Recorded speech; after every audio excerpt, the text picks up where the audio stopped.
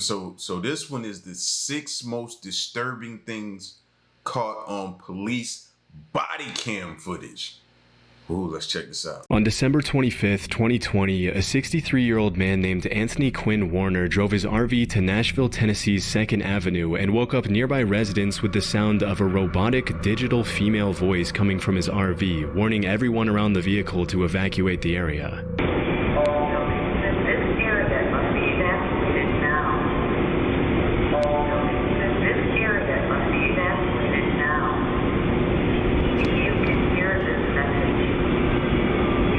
Bro, what does that seem like to y'all? The Purge, right? Don't that seem like the Purge? Not exactly, but exactly. That's what that's, see, imagine waking up to that blaring and blasting outside your window.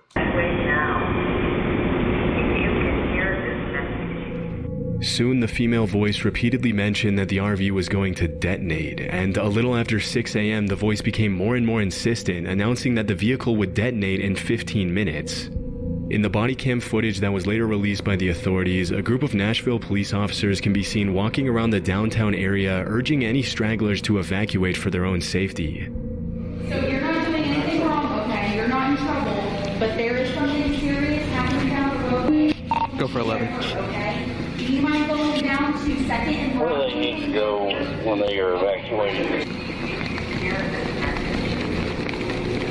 That's so weird. That's like something out of a movie. Like The Purge? Yeah. Evacuate now. Watching the Purge. Evacuate now. Stay clear. Stay clear. The robotic voice. They walking like they not taking it serious though. All calm and just walking just casually like, no, let's try to get this resolved, bro. Where's SWAT? Where's the SWAT team?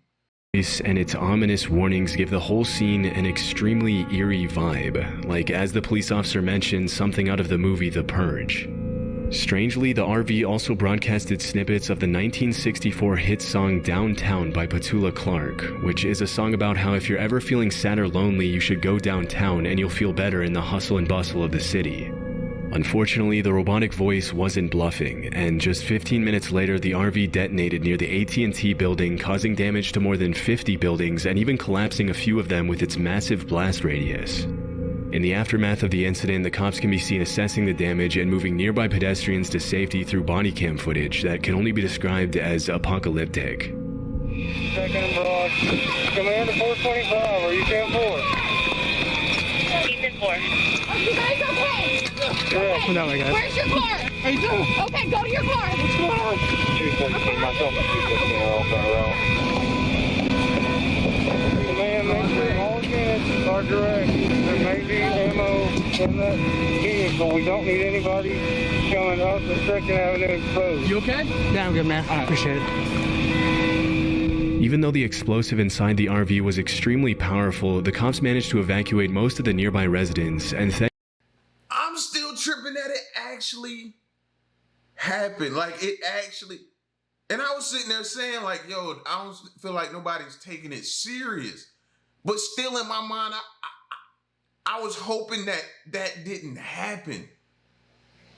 Oh my God, bro, like, yo, man, that kind of messed me up right there, man. inside the RV was extremely powerful. The cops managed to evacuate most of the nearby residents, and thankfully nobody outside the RV lost their lives. Although 3 people were injured and had to be hospitalized after the vehicle incident, the only person who lost his life was Anthony Warner himself, who was still inside the vehicle at the time of the detonation. After the incident, the authorities started digging deep into Anthony's past to figure out what could have caused him to do something so insane, and what they found was pretty disturbing. As it turned out, Warner was pretty much a paranoid loner obsessed with conspiracy theories about shape-shifting alien lizards that were trying to take over the world. It was also revealed that 16 months before the explosion, Warner's girlfriend had called the cops to report that Anthony had been building explosives inside the RV outside their home. Even more disturbingly, less than a week before Christmas, Warner's neighbor had reportedly asked him if Santa was going to bring him anything good for Christmas, to which Warner replied, "Oh yeah, Nashville and the world are never going to forget me."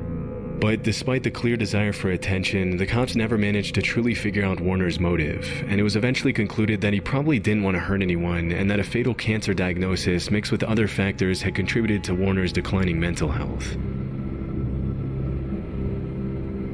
So let me get this straight. She reports it and nothing happens? What, did they not find something? Cause see, this is just making me think about the recent event that took place here in Georgia. And what's crazy is they just released the footage here recently of the cops going to talk to the kid before that school shooting, because they had heard about him and what he might be planning to do. And they went there and addressed him and his dad. So like, where's the breakdown of communication? Where's the what's stopping us? Why can't we prevent this? Like, why? On March 9th, 2023, at around 12:30 p.m., an anonymous caller dialed 911 and told dispatchers that a man that had just run into a food market on Cleveland's Central Avenue was claiming that he had just been kidnapped. As soon as police arrived, they were able to talk to the alleged victim, and the jarring conversation was captured on one of the cops' body cams. I went over there to fix his busted pipe for his washing machine. Okay. I was putting a water line for his ice for his refrigerator. And when I got downstairs, another dude came out. They had guns on me and they robbed me. I mean, they tied me up. They had plastic laying on the ground. Disturbingly, the zip ties and duct tape that were used in the kidnapping can still be seen on the man's body as he explains what happened to him. As the victim mentions to the cops, the perpetrators forced him into his own van, robbed him, and then held him for ransom before he managed to escape. So they put this on my face, they get me in my van, and they bring me over here. They turn the location up on my phone. One of the guys is in back with me. And which way the car go? Huh? Where the car go? It was parked this way, and I ran all the way down here to here. We were parked right over there. You're parked at 49? What kind of car was it? It's my van. As the cops later found out, the main perpetrator was 51-year-old Ahmed Johnson, whom the victim had been in federal prison with at some point in his life. After digging deeper into the case, they uncovered the whole story of the kidnapping. As the victim mentioned in the video, the kidnapper had hired him for a plumbing job, and when he arrived at the house in Cleveland's Buckeye Woodhill neighborhood, he was led downstairs where he would allegedly be shown the leaky pipe that he had to fix. Once downstairs, Ahmed led the victim to another room, where another man jumped out and held him at gunpoint. After stealing his phone and Apple Watch, the kidnappers bound the victim and put him into the back of his own van. As the perpetrators drove the van towards the city's central neighborhood, they made the victim call a friend and bring around $15,000 to a nearby gas station in exchange for his return. But as the van slowed down, the victim somehow managed to jump out and ran down East 49th Street. Thinking quickly, the victim ran into a convenience store where he would be protected by the public eye, causing the suspects to drive off. 2 weeks later, the cops managed to make an arrest, and Ahmed Johnson was charged in Cleveland court with aggravated kidnapping. As of today, there have been no further updates to the case. Well, dang, note to self. Be careful going in somebody's basement trying to help them out fixing their leaky pipe. Like, that can happen to anybody. I be thinking about that with those, what are those apps where you can hire people on the app to come work for you? I forget the name of them, man, but TaskRabbit. Yep, that's one of them. TaskRabbit. And I thought about that, man. I'm like, that's you could just hire somebody to just come mount your TV or do some work in your basement. They bid on the job, you figure out if you want to pay that, and then y'all come to an agreement and they come work for you. I just think that's just so weird and so risky. And that seems exactly like what this is and what happened to him. He lucky. He very lucky. On September 9, 2019, an Albuquerque Police Department officer saw a young man performing a traffic stop on a gray Nissan SUV. Strangely, the man wasn't dressed like a police officer at all. In fact, he was dressed as an ordinary citizen in jeans, a black polo, and an Air Force cap as he wrote down the driver's information.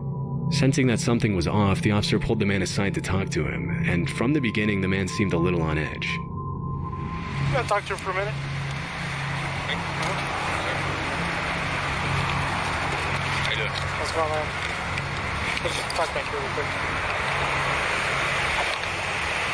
Who do you work for? Early country club. Oh, okay. I know, I'm under-equipped. Okay, because normally, dude, if you're out here, man, if you're making a traffic stop, you're just gonna have to stop, dude.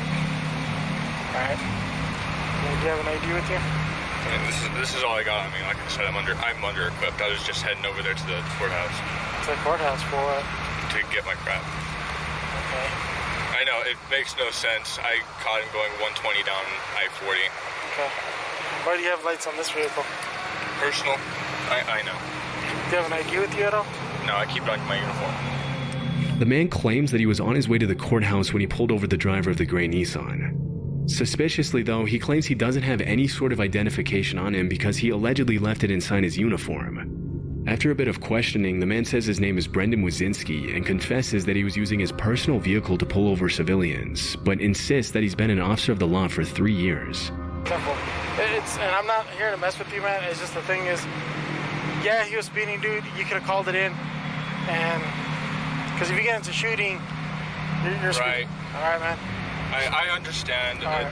This, for starters, I know this looks really bad. Right. This looks really bad. This screams whacker. Right. How long you been on? About 3 years. Okay. I've been on for like 13 years. All right, so. After checking the database, the officer notices Brendan's name doesn't pop up on any nearby law enforcement agency's list, and at that point his only option is to put the suspect in the back of his vehicle while he waits for his supervisor to figure things out. Less than 5 minutes later, Brendan gets cold feet and confesses that he's not a real cop. What's up, man? Alright. I'm just gonna be straight up honest with you. I'm not a cop. Okay. Okay. I'm just gonna be That honest. badge from? I bought it offline. Okay. Do me a favor, stay in here, okay? For a second. As soon as his supervisor arrives, the officer briefs him on the situation, and they decide to arrest Brendan for impersonating a police officer. After putting him in cuffs, the sheriff arrives to assess the situation. I honestly don't know how long Brendan was expecting to be able to get away with pulling people over pretending to be a cop, but it seems as though he was hoping to play vigilante with no consequences forever. Even though he didn't have a weapon in his belt at the time, it's not uncommon for people like Brendan to start using guns and handcuffs as intimidation tools once they get more comfortable and start thinking they can get away with it. Obviously, it's incredibly dangerous to have random people driving around the city pretending to be cops when they really have nothing to do with law enforcement at all, which is why the officers have no other choice but to bring him into the police station.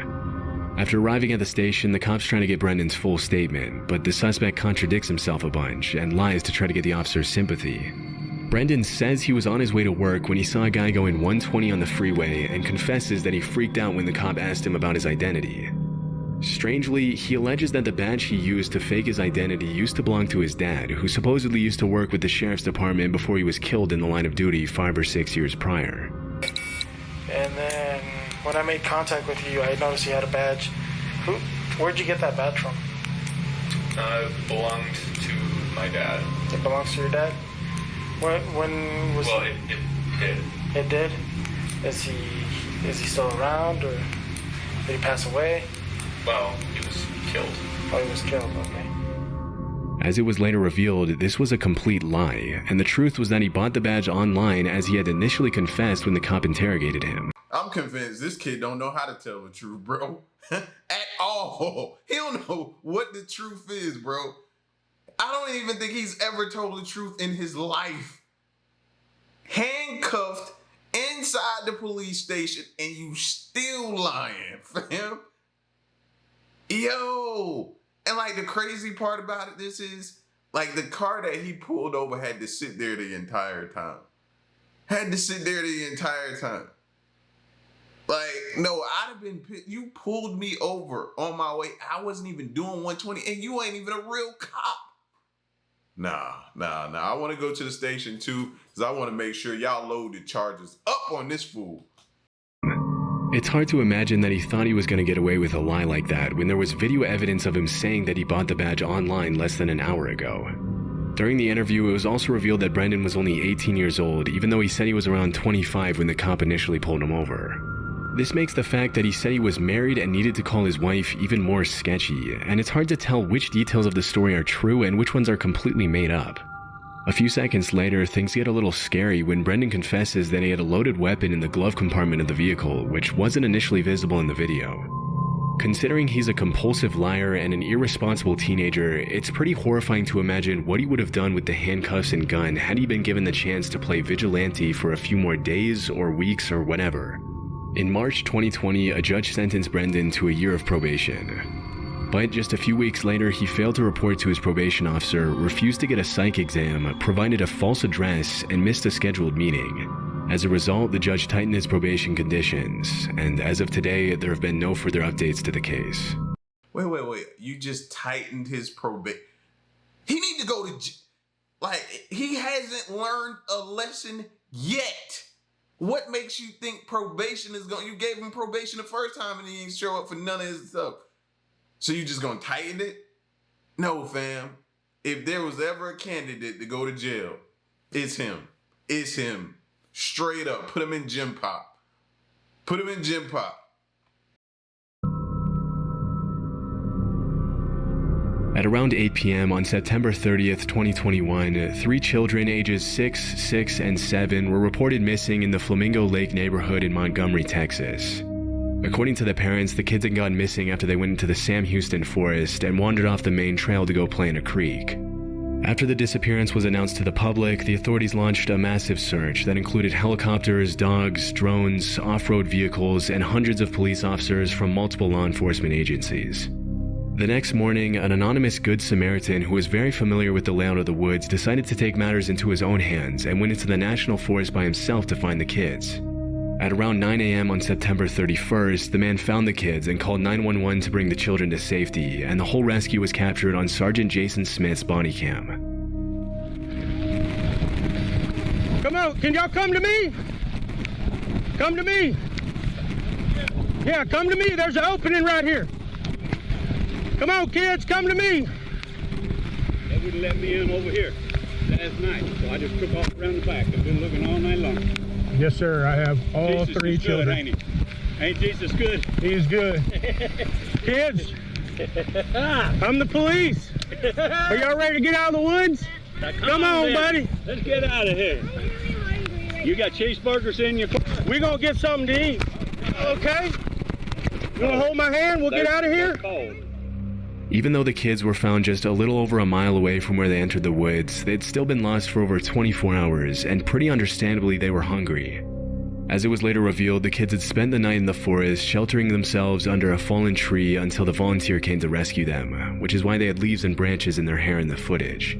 Here, let's pick this. Grab hold of that. There you go. You're really strong. Am I really strong? I don't think Lose your shoe?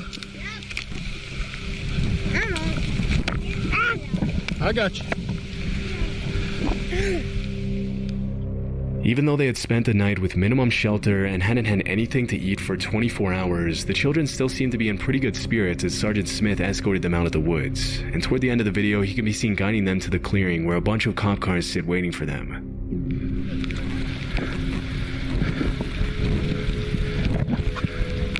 Thank you, fellas. Y'all got it? Come on, kids. Let's come out to the road.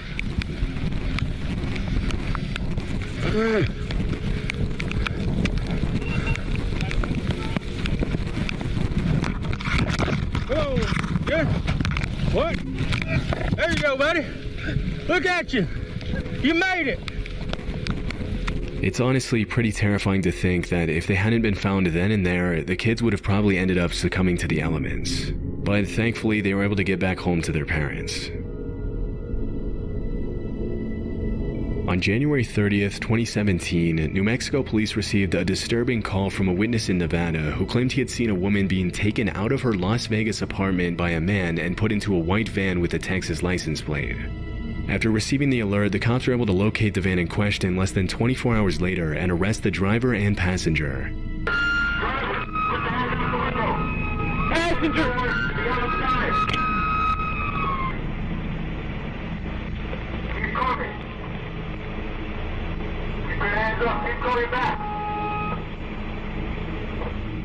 Once the suspects are out of the vehicle, the cops approach the white van, and that's when they find something incredibly disturbing.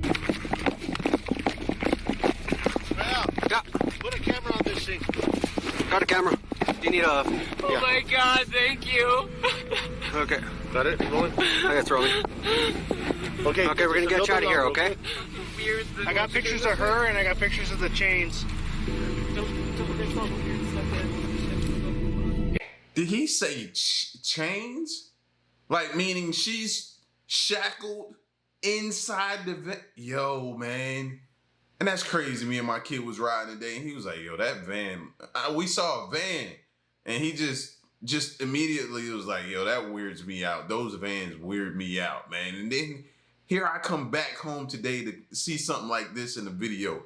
A person shackled inside of a van, man. Whew. In the back of the vehicle, the cops find a woman named Jane who is chained to the floorboards of the van by the suspects, and as soon as the officers set her free, she gives them her disturbing testimony. According to the victim, the man who was driving the getaway van was her ex-boyfriend Jack, who broke into her apartment and took her. Even though she fought hard to escape, Jack was trained in mixed martial arts and was a lot heavier than her, and it didn't take him long to take her out of her home. Jane assumed it was her neighbors who saw the altercation and called the police, and it was thanks to that 911 call that the cops were able to rescue her. Once inside the police car, Jack doesn't seem all too distressed that he's about to be put away for a long time, and he can even be seen interacting pretty calmly with the officer driving the vehicle, asking him if he has a favorite hymn and singing the words to Amazing Grace as he's taken to jail. You got a favorite hymn? What's that? You got a favorite hymn? No, I don't. Why not? I don't know. I've never been into them. What about you? What about Amazing Grace? You like that one? I'll take it. Amazing Grace, how sweet. As it was later revealed, Jack's accomplice in the kidnapping was 19-year-old Samuel Brown. In the other cop car, Samuel asked the police officer to have a conversation with him, claiming that he's scared of everything that's happening. Is it okay to talk? Is it okay to talk? Yeah. Anything. I'm just kind of scared. And what are the police gonna ask me? During the investigation, the police found that Jack and Samuel had planned to take Jane into a cave in New Mexico that Jack had dug into the side of a hill, where they would later brainwash her into marrying one of them, according to the police report. After the horrifying incident, Jack was sentenced to life in prison, and Samuel to a little over 5 years in prison. It's pretty disturbing to imagine where Jane would be if that 911 call hadn't been placed and the cops hadn't intervened. On April 8 of 2021, police officers from the city of Whitehall, Ohio, about 6 miles away from Columbus, received a report that a man was allegedly impersonating a police officer at a traffic stop. Upon arriving at the scene, they found a 26-year-old man named Casey Donovan Williams asleep in what appeared to be a Whitehall police cruiser. When he woke up, he told the cops that he was an off-duty cop working a special duty detail. At first, the officers bought his story, but when they were told there was no special duty assigned at that time, they returned to get the real story. And the exchange was captured on the cops' body cam.